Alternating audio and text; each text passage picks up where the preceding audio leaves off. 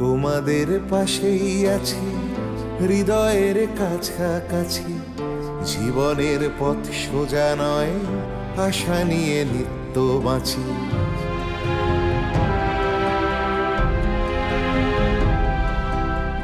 শিক্ষা ছড়িয়ে পড়ুক ভেদাভেদ শূন্য করে, এ বেলা নাই বা জুটুক ও বেলা জুটতে পারে। বিপ্লব আসছে দেখো নারী তুমি পিছিয়ে জানি, চলে ওঠো নিজের আলোয়, মুছে দাও দুঃখ গ্লানি। এভাবে আর থেকো না হাহাকার জড়িয়ে বুকে, আমি হাত বাড়িয়ে আছি সাড়া দাও আমার ডাকে। আমি হাত বাড়িয়ে আছি সাড়া দাও আমার ডাকে।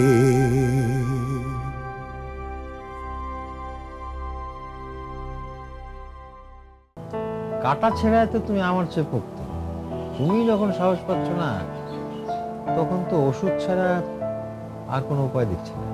সাহস পাচ্ছি না ঠিক তা না, একেবারে নরম মাংসের চাকা, ঠোঁটটা লেগেও যেতে পারে। একবার চেষ্টা করব। বুঝলে সোমনা, আমার হয়েছে দু রকমের জ্বালা। সংসারের লোকজন ভাবে যে আমার মতো পণ্ডিততর লোক আর দ্বিতীয়টি নেই, আর আমার মেয়ে ভাবে যে আমি এমনই কামেন যে এমন কোনো কাজ নেই যেটা আমি পারি। চলো, এখন যাবে না কোথায়? মোহনটা আজকে আসেনি, একটু পঞ্চবটির বনে যাব, ওখানে কিছু গাছগাছরা তুলতে হবে। আরে বসো বসো, আমাকেও যেতে হবে। আমারও ধুত্রা অর্জুন ও হস্তিকর্ণ দরকার। তাহলে চলো, বসতে বলছো। বসো না, দরকার আছে, বসো। কই গো, মোহর তো উঠতে চাইছে, শিগগিরই এসো।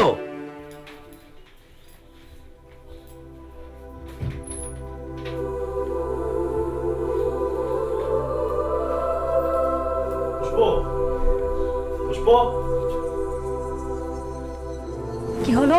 ওর পাঞ্জাবিটা পাচ্ছি না, দেখো না।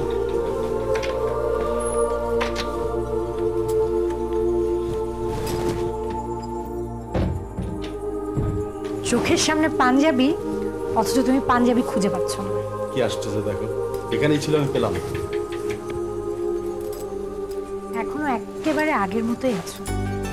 তুমি ছাড়া আমি কিভাবে থাকি এবার বোঝো।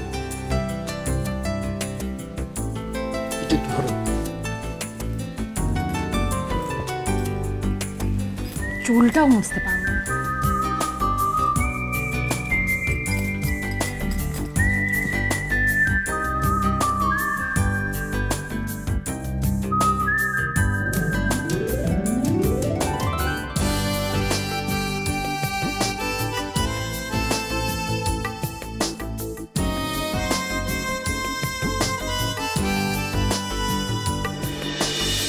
ওই যে মোহর, তোমার বৌদি ছানা দিয়ে খুব ভালো করে কালো জাম বানিয়েছে। এখন তোমাকে খাইয়ে পরীক্ষা করা হবে তুমি কতটা মজা পাও এটা খেয়ে। জাল আর বেজাল বুঝি না। আপনাদের সর্বরোগের নিরাময় পাচনের বিস্বাদ কিছু তো আর নয়। আপনি খেয়ে দেখুন তো মোহর ভাই, আপনার বন্ধু যতটুকু নাক ছিটকাচ্ছে ততটা খারাপ হয়েছে কিনা।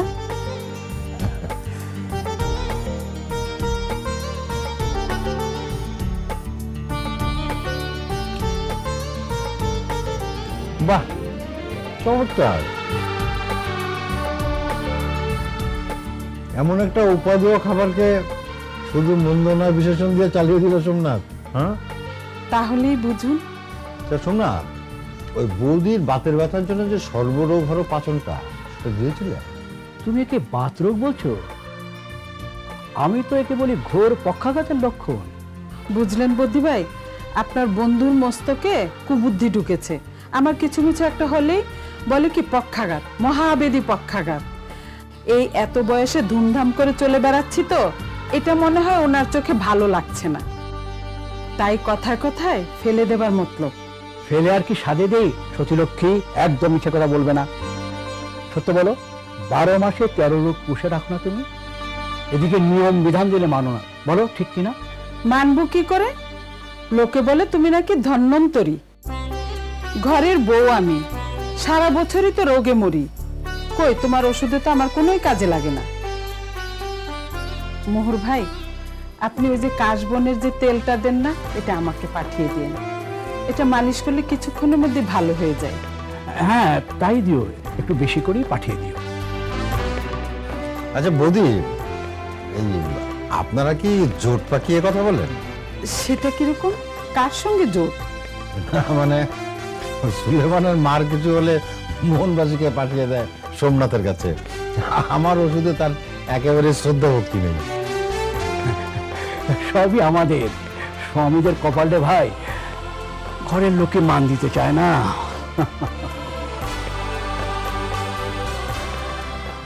আসলে কি জানো কেন তোমার বৌদির পেছনে টিকটিক করি? আসলে ও ছাড়া তো আমার আর কেউ নেই। ছিল একটা মাত্র ছেলে, সেও স্বদেশী করে ইংরেজ ফাটকে। সারা জন্মে ছাড়া পাবে এমন আশাও কম। পঞ্চম জর্জের আমল তো, হাকিম নড়ে তো হুকুম নড়ে না। কপালে যা আছে তাই হবে, এ নিয়ে হাউতাস করে কি লাভ? চলো মোহর, পঞ্চবটি জঙ্গলটা ঘুরে আসি। ধূর্ত আর ওর জন্য হলে চলছেই না। আসো। আচ্ছা, আবার যখন আসবেন তখন আপনাকে ভালো সন্দেশ খাওয়াবো। আসি। আচ্ছা। চল।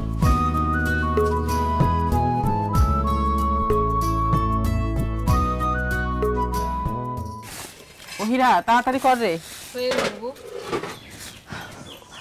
ও ছোট, জি আপা, একটু চা বসাও তো।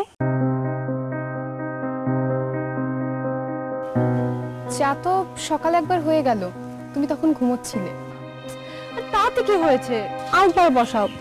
গাটা কেমন যেন ম্যাচম্যাচ করছে, একটু চা না খেলে 7 বেলা পর্যন্ত পিছনে পড়ে থাকবে। এখন নবাব নন্দিনী এসছে চা চেতে। কিছু বললেন নাকি চাচি আম্মা? যা বলার একটু জোরে বলুন। বললাম এখন চা হবে না। কেন কেন চা হবে না? আমার স্বামীকে চা পাতা চিনি দুধ কেনার টাকা দেয় না? না না বোমা, সেটা নয়, মাত্র চুলো রান্না চাপানো হয়েছে তো তাই। তাতে কি হয়েছে? হাঁড়িটা নামিয়ে চায়ের পানি গরম করতে কতক্ষণ লাগে? এখানে তো কাউকে অফিসে যাবার ভাত দেবার তাড়া নেই। সব বাড়ির একটা নিয়ম আছে। বাড়ির ছেলেরা সকাল সকাল চা খাওয়া শেষ করেছে। তোমার যখন এতই চায়ের চেষ্টা, তখন তো তুমি সকাল সকাল উঠে গেলেই পারো। থাক না হীরা, সাত সকালে আর এসব অশান্তি ভালো লাগছে না। ছোট বউ, বৌমার মতন করে 1 কাপ পানি চাপিয়ে দাও। চমৎকার চমৎকার বিচার আপনার। অশান্তি করলাম আমি তো একটু চাই খেতে চেয়েছিলাম। আর শুনুন, আপনাদের এই সমস্ত নিয়ম কানুন আমি মেনে চলতে পারবো না। পারবো না, না চলবো না। আমাকে নিয়ে তো একটা অশান্তি, এবার আমি চলেই যাব। থাকুন আপনারা শান্তিতে, আমার আর সহ্য হচ্ছে না এই সমস্ত অপমান। এখানে তুমি অপমান কোথায় দেখলে বৌমা? শুধু লাঠি যাতে মারলে অপমান করা হয় না আম্মা, অন্যভাবেও করা যায়। থাকুন, আমাকে চা দিতে হবে না, অনেক চা খাওয়া হয়েছে। 2 দিন বাদে তো ঢাকা চলে যাব, তখন চা খাওয়ার জন্য আপনাদের মুখের দিকে তাকিয়ে থাকতে হবে না। তুমি কি সত্যি সত্যি ঢাকা চলে যাচ্ছ? ও মা, মিথ্যে কেন বলবো? আপনার বড় ছেলে সেজন্য তো সুলতান ভাইকে এখানে ফেরত পাঠালো।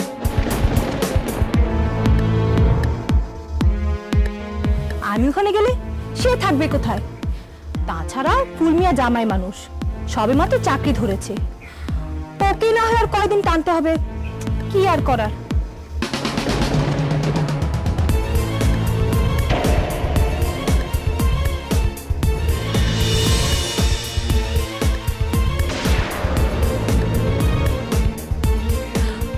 আমার স্বামী আমার সুখ দুঃখ বুঝবে না তো কে বুঝবে বলুন তো? তারপর ছেলেটাকে ঢাকার স্কুলে ভর্তি করতে হবে। এ তো গ্রামে থেকে তো আর ওর ভবিষ্যৎটা নষ্ট করতে পারি না। তাছাড়া আপনাদের সাথে আমার আর এক মুহূর্ত থাকার কোনো ইচ্ছা নেই। আমি জানতাম বুবু এরকমটাই হবে। তুমি তো তোমার ছেলেকে চিনতেই পারোনি। ফুলমিয়া, তাকেও টানতে হবে না কি যেন একটা কথা শুনলাম, তাকেও কি তাড়ানোর সব ব্যবস্থা হয়ে গেছে? তার কথা বলছেন কেন? ফুলমিয়া যদি আপনার বড় ছেলের কথা মতো চলে তাহলে থাকবে, আর যদি সুলতান ভাইয়ের মতো বেয়ারাপানা করে তবে। কি করছে সুলতান? কি করেছে সেটা না হয় আপনার ছেলের মুখ থেকেই শুনবেন। সে তো দেখছি পুলিশের ধরার খবর বেমালুম চেপে গেছে। যাক, যা হবার ভালোই হয়েছে, আল্লাহ মেহেরবান। সুলতান ভাই এরকম বেয়ারাপানা না করলে আপনার বড় ছেলে তাকে ফেরত পাঠাতো না, আমার ওখানে পড়ে পড়ে মার খেতে হতো। আপনার ছেলে যে আমার কথাগুলো এতদিনে বুঝতে পেরেছে এই রক্ষে। দাঁত থাকতে তো আপনার দাঁতের মর্যাদা বুঝবেন না, খুব পিষলেন। এবার দেখুন সংসারের হাড়ি কি হাল করে ছাড়ি। আমার ছেলে যে ভেতরে ভেতরে এত কিছু ঠিক করে রেখেছে, আমাকে একবারও বললো না। অমন বউয়ের কথায় ওঠা বসা ছেলের কাছ থেকে তুমি এর চেয়ে বেশি কি আশা করো বাবু? উপরে আল্লাহ আছে, উনিই দেখবে। হীরা, হাজার হলেও আমার সন্তান, অভিশাপ করিস না। ও বাবু, আমি অভিশাপ করলাম? আমি অভিশাপ কখন করলাম? আমিও তো ওদের চাচ্ছি নাকি?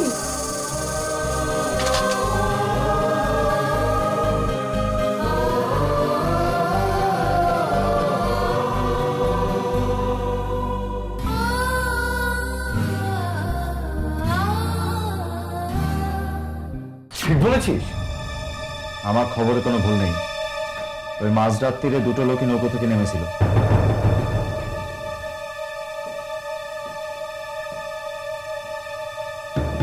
মাঝিটা মাঝরাত তীরে ঠিক দেখেছে তো? মানে নেশার ঘরে আবার কি দেখতে কি দেখেছে? সত্য মিথ্যেটা ওই পুষ্পবতীর বাড়িতে গিয়ে দেখুন না। অহংমুখের মতো কথা বলিস না। অখিলেশ তাহলে টের পেয়ে সাবধান হয়ে যাবে। ডেঞ্জারাস ক্রিমিনাল, ফায়ারিংও করতে পারে। আমার খবর দেওয়ার কথা আমি খবর দিয়েছি, এরপরের বিচারটা আপনারাই করুন। আরেকটা কথা, এই কেষ্ট বলছিল পুষ্পবতীর মাসি নাকি প্রতিদিন মেলা মেলা বাজার করছে, মাছ কিনছে। ঘরে যদি মেহমান নাই থাকবে তাহলে এত বাজার দিয়ে কি হবে? ওই লোকগুলো পুষ্পবতীর বাড়িতেই আছে। খবরটা আর কেউ জানে না তো? আগে মেজো মল্লিক হুজুরকে আমি খবরটা দিয়েছি। আমার মেজো মল্লিককে কেন খবর দিতে গেলি? খবর দেওয়ার জন্য পয়সা নিস আমার কাছ থেকে, আবার ওদিকে গিয়ে খবর দিস তাকে। আগে হুজুর অপরাধ নেবেন না, মেজো মল্লিকও আমাকে পয়সা দেয়, আর সে তো আপনাদের দলেরই লোক। অবশ্য মেজো মল্লিককে বলেছে কথাটা আপনাকে না বলতে। আচ্ছা, তার মানে ভেতরে ভেতরে মল্লিক পুরস্কারের পুরো টাকাটাই ধান্দা করার চেষ্টা করছে। হ্যাঁ, যাক না একবার ধরতে, একেবারে গুলি খেয়ে ফুটো করে দেবে। হুজুর, আপনি দেরি না করে সেপাই নিয়ে এক্ষুনি যে নিয়ে আসুন না থানায়, হাতটা ধরে। আগে নিশ্চিত হতে হবে, পুলিশ আছে কিনা নিশ্চিত হতে হবে। তাছাড়াও বাড়িতে আমি যাইনি, কোথাও দিয়ে কোনো গোপন পালানোর পথ আছে কিনা সেটাও তো আমাকে জানতে হবে। আমি না জেনে ওখানে গেলাম, কাউকে ধরতে পারলাম না, মানুষ হাসবে। আগে নিশ্চিত হতে হবে যে অখিলেশ আছে কি না, তারপর অ্যাকশন। কি করে জানবেন? দয়া করে আমাকে পাঠাবেন না হুজুর, ওই বাবা মার দেয় একটাই জান, আমার অকারণে খোয়াতে চাই না। হ্যাঁ, তোকে কিচ্ছু করতে হবে না, এ কাজ তোর দ্বারা হবে না, আমাকে সবকিছু জেনে বুঝে গুছিয়ে তারপরে যা। ওকে।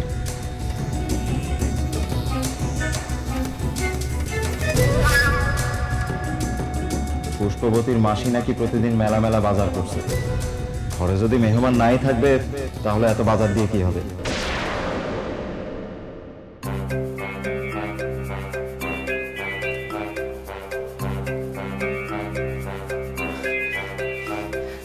ম্যাডাম এখন আসেননি।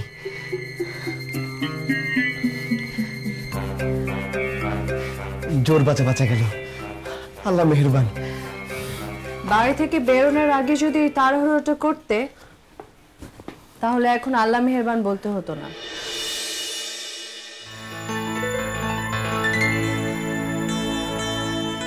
ঘরে করোটা কি? হ্যাঁ, রোজ দেরি হয় কেন? আজও কি রাতে ভূত দেখার বাহানা দিবে, নাকি বইয়ের কথা চিন্তা করতে করতে সারা রাত ঘুম না হবার? এবার থেকে দেরি হলে রোজ 4 আনা করে লেট ফাইন কাটা হবে। কি হলো, কিছু বলছো না কেন? হ্যাঁ না কিছু তো একটা বলবে। রোজ দেরি হচ্ছে কেন? একা মানুষ, কি এত কাজ থাকে, তাড়াতাড়ি করতে পারো না? লেট লতিফ কোথাকার। আজ তাড়াতাড়ি করতে গিয়ে তো দেরি হয়ে গেল। কাজ কি কম বলেন? রান্না করা, বাসন মাজা, জল তোলা, ইস্ত্রি করা, একা হাতে এগুলো করা সম্ভব? আগে তো অভ্যেস ছিল না, সব কাজ মা করে দিত। এটাই তো মায়েদের দোষ, ছেলেদের স্বাবলম্বী হতে দিতে চায় না, সারাক্ষণ আঁচলের নিচে ঢেকে রাখতে চায়। 7 কোটি সন্তানের হে মুগ্ধ জননী, রেখেছো বাঙালি করে মানুষ করনি। স্বাবলম্বী হও ফুলমিয়া, স্বাবলম্বী হও। জীবনে উন্নতি করতে চাইলে পরের মানুষের মুখে দিকে চেয়ে থেকো না। তো আজ কি হয়েছিল? ভাত বসিয়ে গোসল করতে গিয়েছিলাম, খেয়াল করিনি, এসে দেখি পুরো একেবারে ঝামা। আর সে পোড়া মেজে আসতে তো দেরি হয়ে গেল। তোমাকে কি আমি সাথে ঢেঁড়স বলি? আরো কিছু জানা থাকলে সেটাই বলতাম। বুদ্ধু তো। ভাত যখন পোড়ানো হয়ে গেছে নিশ্চয়ই কিছু খাওয়া হয়নি। না না ঠিক আছে।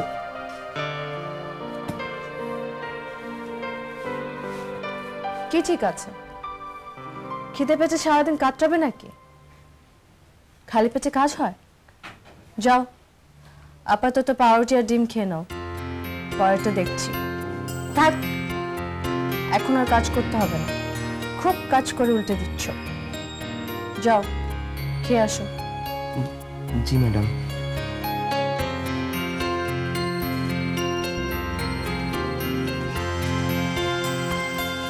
বুদ্ধ কোথাকার। মেজো মল্লিক ছাড়া মজলিস জমছে না। ঠিক, মেজো মল্লিক নেই তো মনে হবে তরকারিতে নুন নেই।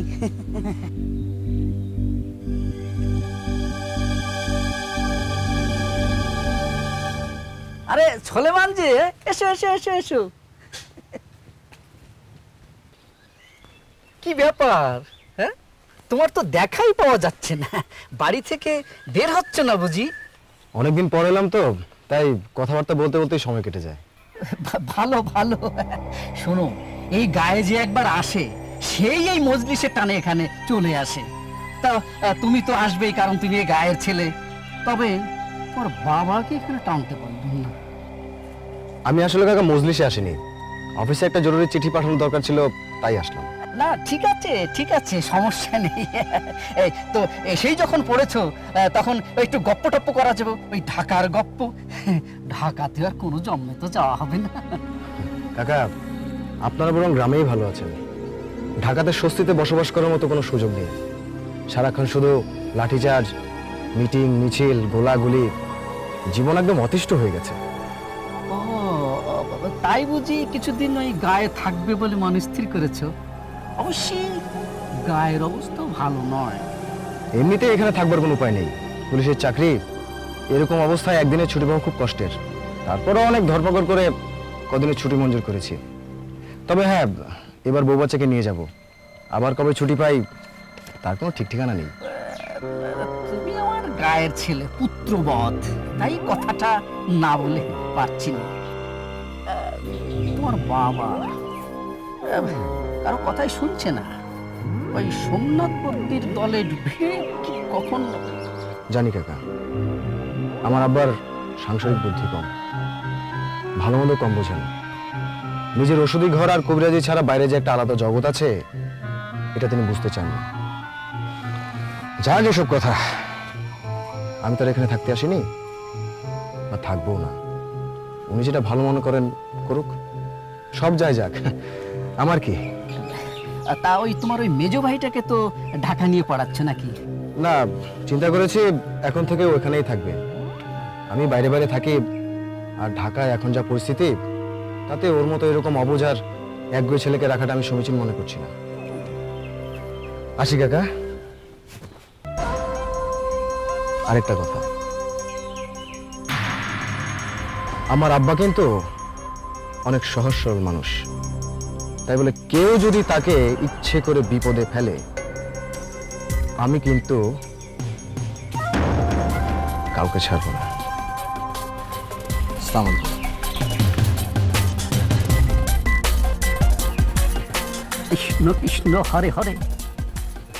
সলেমানের কথা শুনে মাথাটা গেল ঘুরে।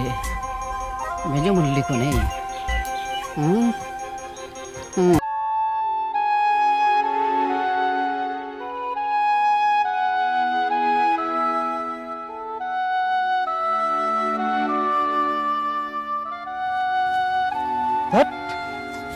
আপনি এখানে, আর আমি আপনাকে কোথায় না কোথায় খুঁজছি। মাছটা তো পালালো। আচ্ছা, তুমি কি একটু সুস্থির হতে পারবে না? কি হয়েছে কি? আমি যে কথা শুনলাম তারপর কি সুস্থির থাকা যায়? আপনি নাকি ভাইজানের সঙ্গে অনেক বেয়াদবি করতেন, বড় ভাইজানের কোনো কথাই শুনতেন না, আর আপনাকে একবার পুলিশেও ধরেছিল। এত কথা তোমাকে কে বললো? ভাইজান। আপনার সঙ্গে এত কথা হলো, কই আপনি তো একবারও বললেন না। বলিনি কারণ সব কথা বলার প্রয়োজন বোধ করিনি। ভাইজান তখন বলেই দিয়েছে, তখন শোনো। আমি চুরি, ছিনতাই বা ডাকাতি কিছুই করিনি যে পুলিশ আমাকে ধরবে। তাহলে ভাইজান মিথ্যা কথা বললো? আমি তো তা বলিনি। কার্পুর সময় বাইরে বেরিয়েছিলাম, পুলিশ তো আমাকে চেনে না, তাই বাড়িতে এসেছিল জিজ্ঞেস করতে আমি কোথায় থাকি, কি করি। আর বেয়াদবির কথা বলছো? তুমি তো জানোই যে আমি অন্যায় কখনো সহ্য করতে পারি না। ভাইজানের এক প্রতিবেশী স্বদেশী সম্পর্কে উল্টোপাল্টা কথা বলছিল, আমিও ছেড়ে কাপড় পরিয়ে দিয়েছি। ভাইজান অবশ্য চুপ করতে বলেছিল, আমি করিনি। কেন করব? ভাইজানের মুখে মুখে চোপা করা তো বেশ হয়েছে, এবার বুঝুন ঠালা। ভাইজান আর আপনাকে ঢাকায় নিয়ে যাবে না, তার বদলে আপা তার বাচ্চাদের নিয়ে ঢাকায় চলে যাবে। আমি জানতাম ভাইজান আসলে এটাই চাচ্ছিল। আমি কি করব? বিদেশি শাসকদের তবেদারি করা আমার কাম্য নয়। আসলে ভাইজান একটা ছুতো করছিল, আমাকে আর ফুলকে তাকে গিলতে হয়েছিল আব্বার কথা মতো। আসলটা তো এখন বের হচ্ছে, দেখি না। ভাবি যান শহরে যাওয়ার পর ফুলের কি হয়। আমি তো কালো কুৎসিত, আমার খুশি না হয় আপনার কি এসেছে? তবু তোমার মুখ থেকে শুনতে চাই। বলবো না। তাই বেশ, তাহলে আমিও ছাড়বো না। অমন করবেন না, ওদিকে হয়তো সবাই আমার খোঁজ করছে। ওইটা আমি থাপড় মারছে।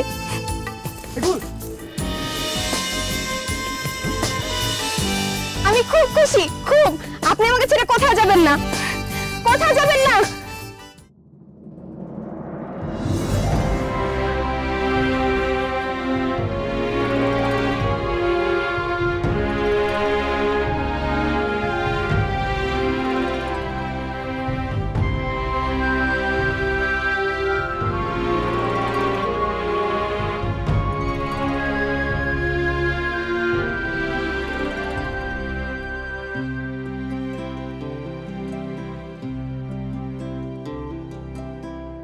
তোমাদের পাশেই আছি, হৃদয়ের কাছাকাছি। জীবনের পথ সোজা নয়, আশা নিয়ে নিত্য বাঁচি।